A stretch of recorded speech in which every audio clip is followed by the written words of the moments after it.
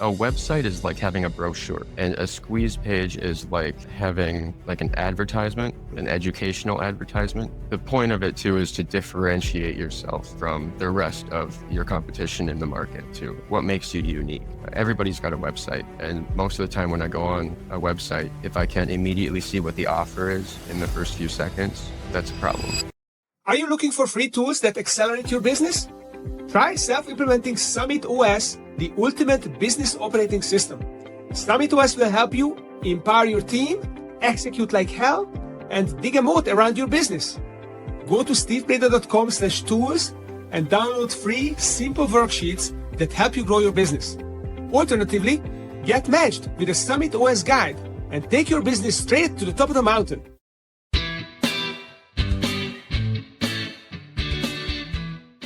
Good day, dear listeners. Steve Reader here with the Management Blueprint Podcast. And my guest today is Seth Tillotson, the CEO and founder of Your Business Consultation and an investor in multiple retail-oriented businesses. Seth, welcome to the show.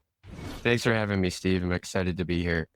All right. So you're a very young entrepreneur to be on the show in general, but that's great because you're bringing a different perspective. You're bringing a different energy. And you have certainly big ambitions and already a good track record. So tell me a little bit about your personal why, what is driving you, and how are you manifesting it in your business?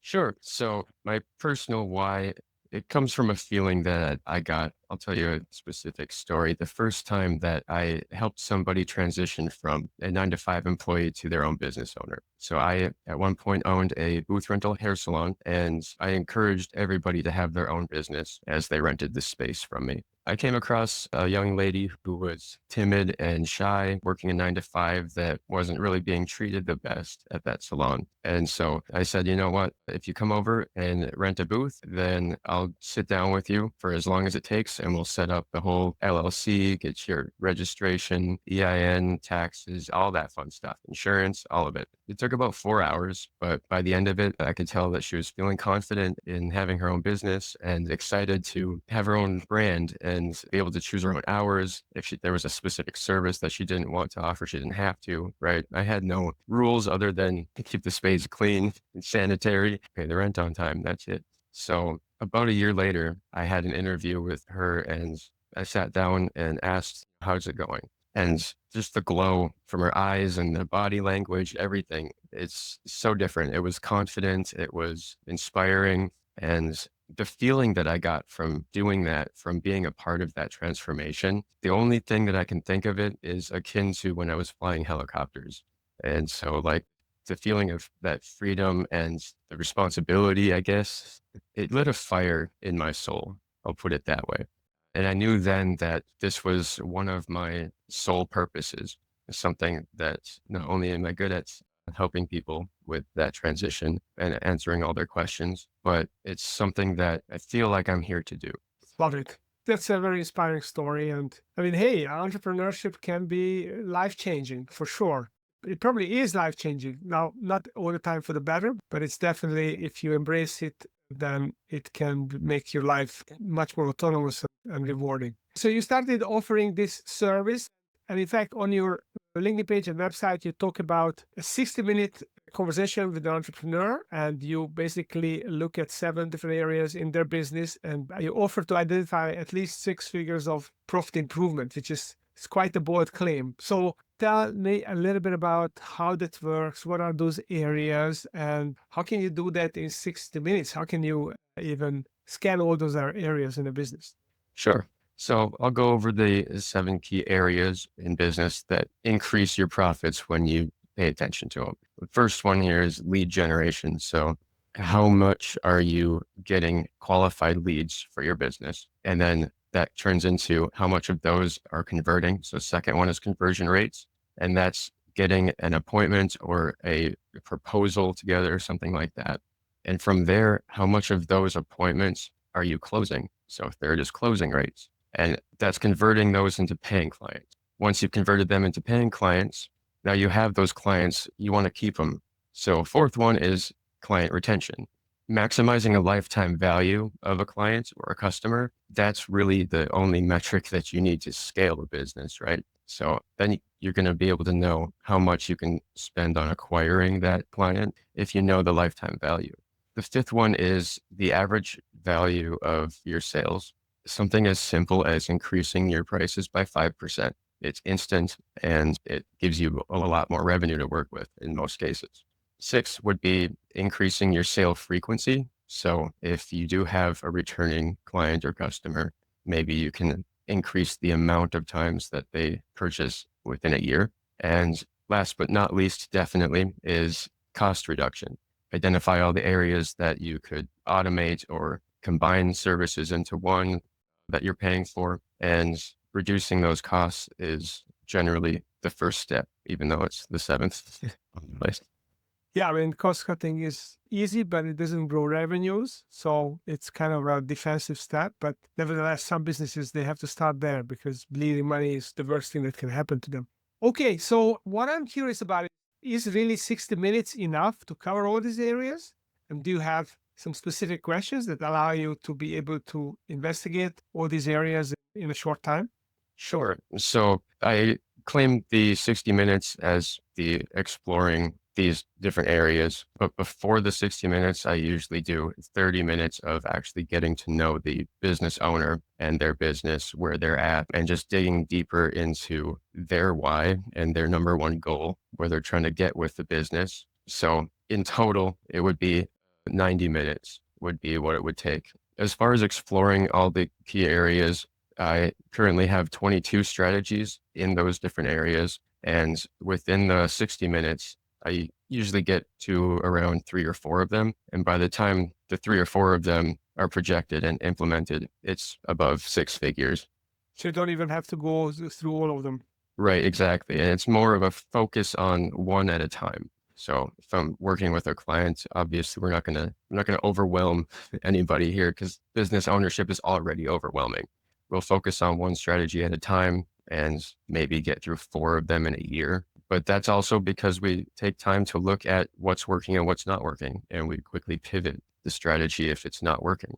So let's start with lead generation. So what are the like the top most obvious or most popular ways, or what you have found works the best lead generation for small business? Sure. So lead generation, it kind of closely correlates to the other key areas around there. Lead generation into conversion rate. The quickest or the easiest way to get lead generation is to offer something of value upfront for free. For instance, on my website, I have my Revenue Revolution. It's a free ebook. You can download it, but you got to put your email in at least. This is right. So that's the quickest, easiest way to set up any sort of gathering information on getting emails, phone numbers for lead generation. You find this works for any type of business? This information like an ebook? So far, yes. And I won't say it always works. You might have to explore other ways to do it, some creative ways, or I'll give you an example of a creative way that I've done it recently. Just going on to a social media, like I've been on Threads, and instead of trying to post a bunch of content, I just follow other people's posts and comment on those. And again, you have to offer something of value. So I definitely believe in giving without the expectation to receive. So if I go on business threads and somebody's asking a question, well, how do I start an LLC? Then I'll just tell them right there, step by step. Yeah, and there's more where this comes from, kind of thing. Yeah, I like it. What about conversion rate? What's the obvious way to improve that? What you're going to want with conversion is, first of all, you need to captivate. So you'll need a headliner, something that touches on a pain point or sparks an emotion. And then the second step is fascinate. So your subheader then would be explaining the solution of that pain point and then educate them on it. So that could be a video sales letter or something of that sort. The best method that I would say is, instead of having people, when you're driving traffic to your website, instead of landing them on the homepage or on a product page, develop a squeeze page, something in between that has all of those elements that captivates them. So they click on it, fascinates them with a simple, quick solution to their problem, and then educates them on how your unique proposition can be valuable to them. And then obviously at the end, you got to close them on book an appointment or a call, something like that. Download our ebook, anything really. That's the best method that I've found for conversions. So does it actually work against someone if they have a full-fledged website? No, it actually works better than the website. Yeah. So a website is kind of counterproductive because people start meandering in different direction.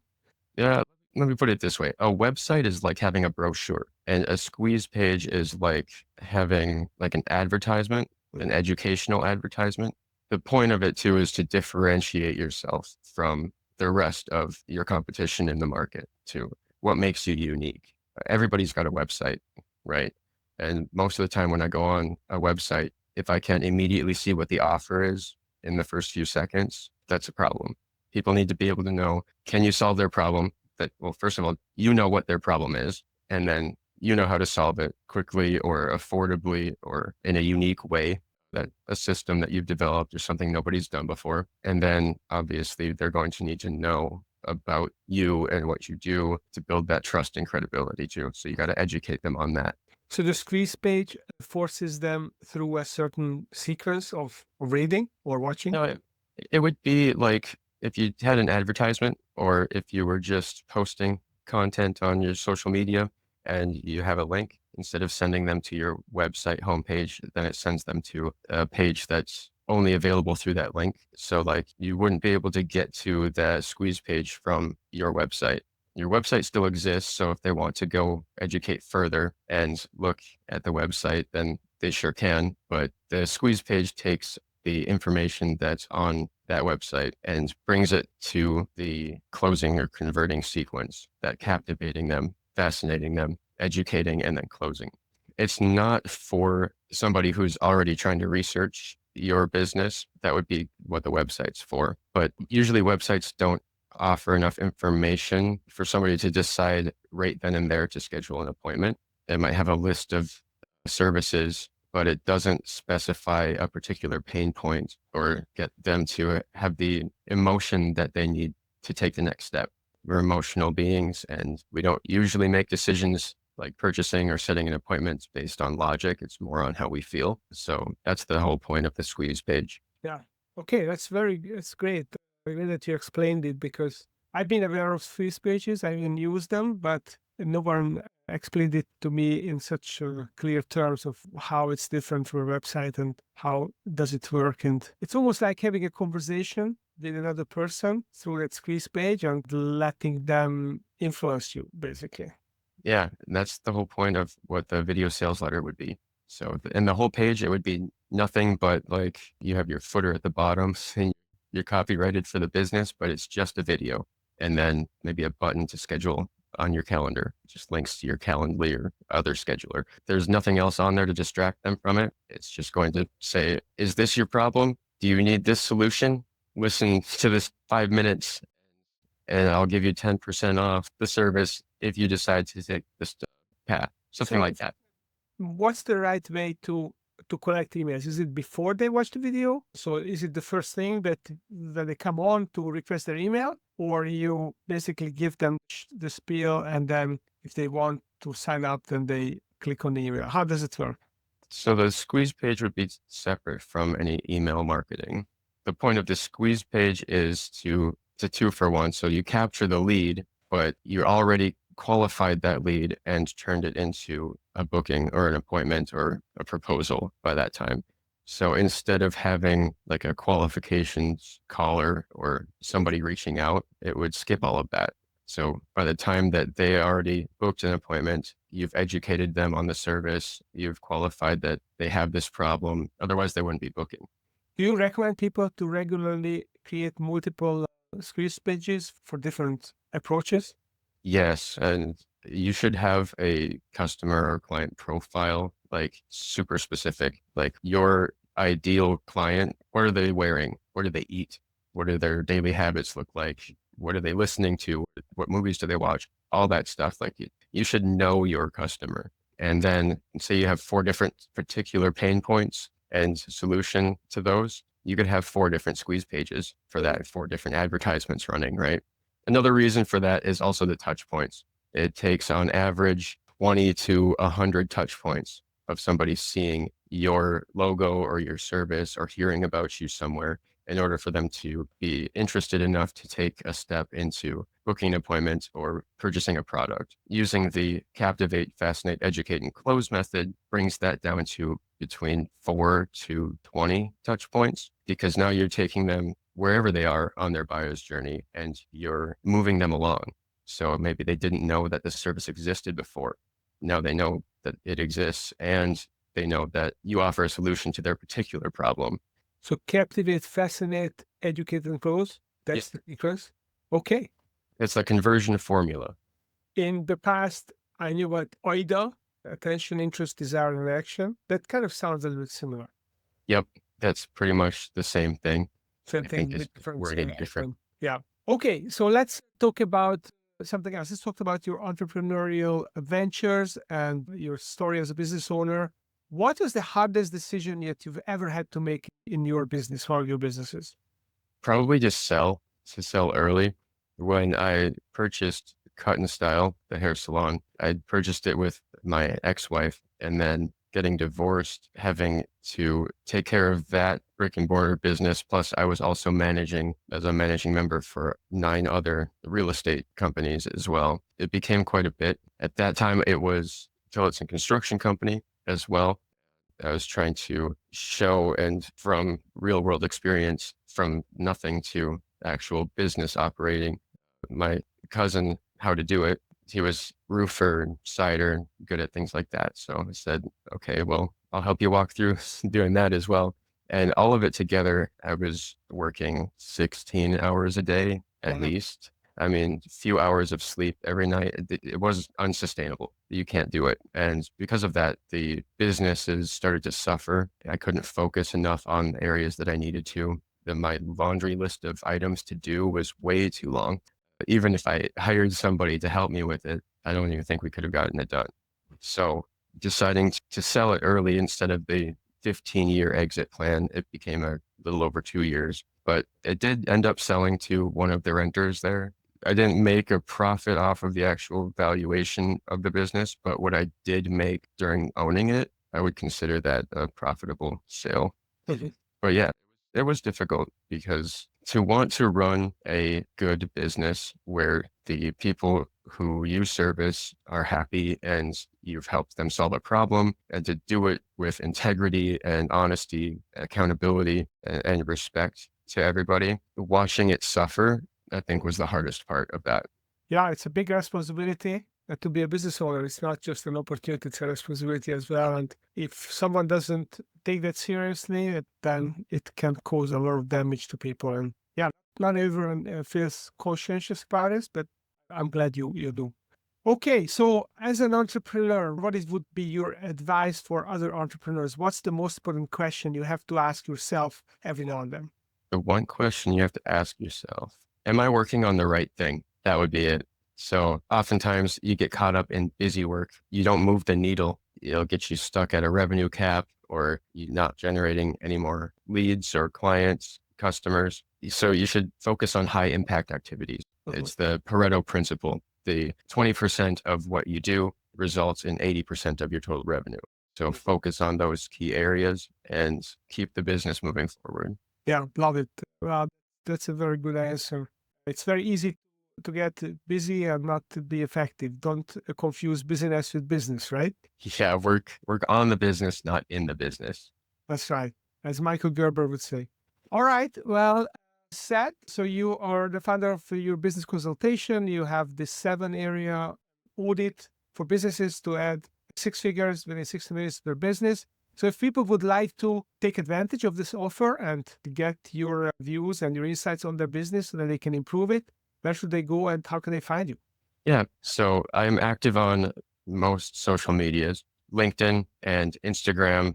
You can follow me there at Seth Tillotson. You can Google me, it'll show up on there. And if you would like to look at the 22 strategies, free ebook is at yourbusinessconsultation.com. So just head over there. And like I said, I'll capture your email. So that's my lead gen, but for sure, these strategies. They're free in the ebook. I don't believe in gatekeeping. And if you are engaging with me on social media or shoot me a message anywhere that I have an account, I will answer questions and do my best to help out.